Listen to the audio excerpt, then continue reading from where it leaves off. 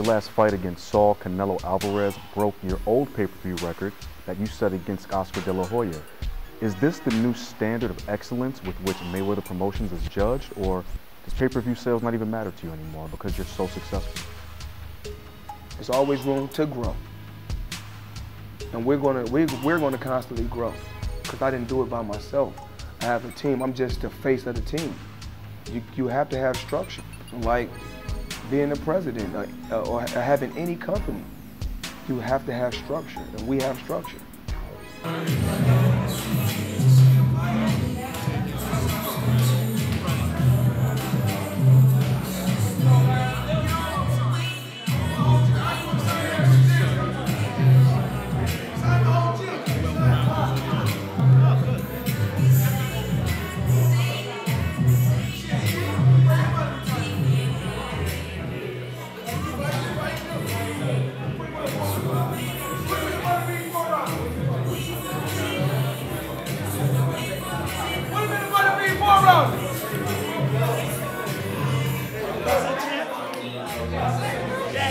I recently interviewed Andre Ward, and one thing he said really stuck out to me when I asked him how come he hasn't headlined his own pay-per-view yet. And he told me with respect to you and your legacy that you've made it difficult for others within the pay-per-view space because you've been so successful. Do you think that you've now changed the dichotomy of the pay-per-view space? I'm just blessed. Timing. Everything in life is just timing and inches. Everything in life is timing and inches. People didn't believe, and you know, what's crazy is that when I sit back, you know, we gonna touch back on that subject. But when I sit back and think, you know, when you think about social media, you think about Instagram, you think about Twitter, you think about Facebook, which I don't run my Instagram, Twitter, or Facebook. Never even been on Facebook. Don't even know how to work Instagram. Don't even know how to work Twitter. But I know I have probably 11 million people that I can push a button and they follow what I say. And I feel like everybody is put in certain positions for certain reasons. Hey, what's the name, man? You want music? I have it. I'm gonna buy a new radio. What we got? Let's listen to my new radio.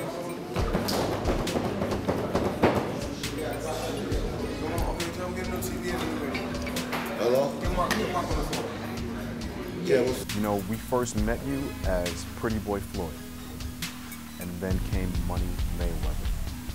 Talk a little bit about the details that you spoke about earlier, and that a lot of fighters don't even understand that possibly with just the change of a name, they can literally create a whole new career.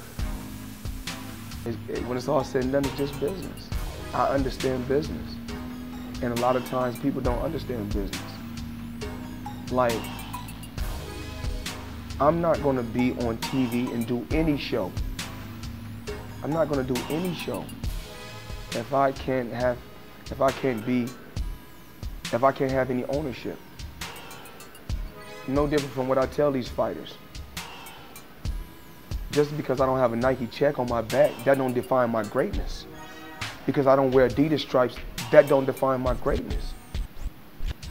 Just because I'm not with Under Armour, that still don't define my greatness, because every fighter that I faced had a major deal, still came up short when they faced me. Because when it's all said and done, God don't choose sides. Either you got it or you don't. And I got it.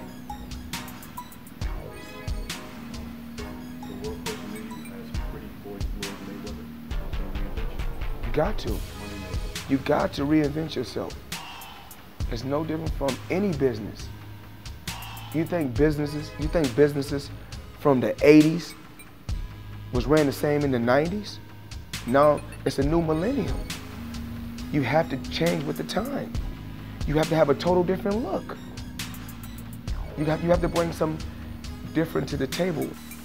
Now, Tim Bradley recently fought Ruslan Prudnikov and even won the Ali Frazier Fight of the Year.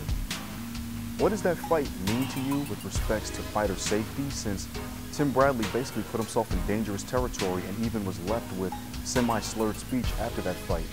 When should fighters leave it all in the ring or be more defensive for the sake of a win?